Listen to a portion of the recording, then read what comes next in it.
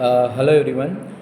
In this video, we are going to discuss about what is Cayley-Hamilton theorem and what is the application of Cayley-Hamilton theorem, and followed by we are going to solve a few problems in the concept of Cayley-Hamilton theorem.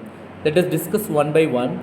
Cayley-Hamilton theorem is nothing but every square matrix which satisfies its own characteristic equation. This is the Cayley-Hamilton theorem statement. So here you may have doubt about the definitions. Okay, I let you know what the exact meaning of this definitions in the problems. Okay, while we are solving problems, we can easily understand what is the concept of the statement, this Cayley-Hamilton theorem. Now, before we are going to solve problems, let us discuss few applications of Cayley-Hamilton theorem. The first one is always by help of Cayley-Hamilton theorem, we can solve the higher integral powers of capital A, and we can easily find out what is A inverse. Okay, there are so many methods to find inverse of capital A or any matrix. So Cayley-Hamilton theorem is also one of the method for complex problem to find the A inverse. Okay, now let us solve a problem. This is important. First I will read the problem, then I will explain how to solve this problem by in the concept of Cayley-Hamilton theorem. Okay, verify Cayley-Hamilton theorem for capital A is equal to 2 minus 1 1 minus 1 2 minus 1 1 minus 1 2, and also find what is the A power 4 and what is A inverse. Okay, so to find to verify Cayley-Hamilton theorem, first we need to find out what is the characteristic equation. That is our first step. So in our previous video we have solved so many problems in the concept of characteristic equation, so you know very well how to find the characteristic equation. I'm going to use all those concepts to find the characteristic equation here. So first we have to write, as it is a 3 by 3 matrix, we have to write what is the general equation of the characteristic equation.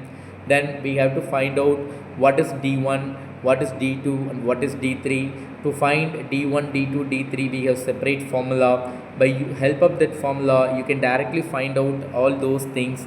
After finding d1 is equal to 6 and d2 is equal to 9, d3 is equal to 4, then you have to substitute all these results in your general characteristic equation. Then you will get what is the characteristic equation. Now here we are going to write, we are going to write the Cayley-Hamilton equation.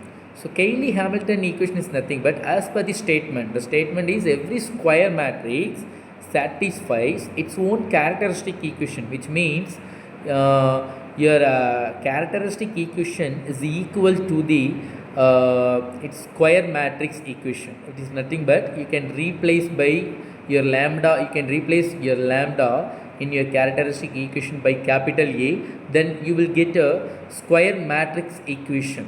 Okay, this equation will satisfy the characteristic equation. Similarly, the characteristic equation will satisfy the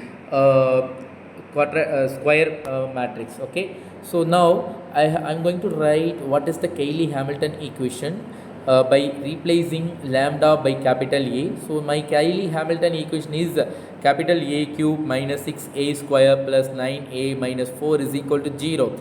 See here, as we have written all the terms in the matrix form, in last term we have to introduce a unit matrix so that it will become the entire matrix equation. Okay, now here we are going to find out what is A inverse and what is A power 4. So before we are going to find out A inverse and A power 4, we have to make sure whether our Cayley-Hamilton equation is correct or not. Okay, because all our future information will depend on this Cayley-Hamilton equation. So here we are in need to make sure whether our equation is correct or not. How can you make sure this equation is correct or not? It is very easy. You have to find out what is A cube and what is A square, what is A. You substitute all these results in your Cayley-Hamilton equation. If you meet 0 matrix, then your answer is correct. Otherwise you might have given some mistakes in your previous steps. You go there and correct your mistake, then get back to your verification part. Let us start verifying. So please, to find A square and A cube, you have to use matrices. Nowadays we have all the technology. We have to use all our technology to save our time. So I have shared a video for how to find the matrix, how to use matrices on calculator to find a square or a cube or whatever it is. So I will give the link in the description. You go to the link, there you will get a clear idea about how to find the multiplication of matrices in the calculator. Okay, now I have directly I'm going to write the answer because I have calculated the answers of a square a cube in the calculator. So I have written the answer directly. Now I am going to verify the whether I am meeting zero matrices or not. So here I am meeting zero matrices. So my answer is correct.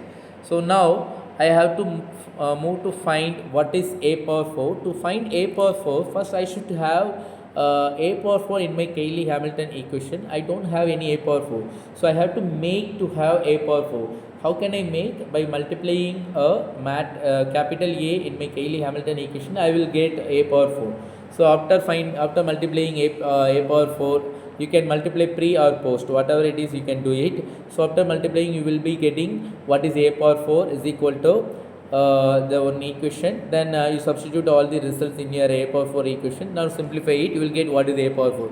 Similarly, you have to find out what is a inverse. So to find a inverse in your Cayley-Hamilton equation, first you should have a inverse, the term a inverse in your equation.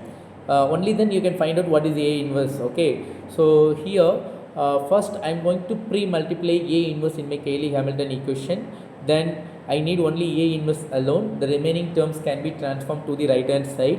So here I need to find out what is the a square, a and 9i. After finding all these information and simplify it, then you will get what is a inverse. So this is the way, shortest way to find a power 4 or any higher derivative. And if you want to find out the inverse of your matrix, you can easily find out. So thank you. We will meet in next video.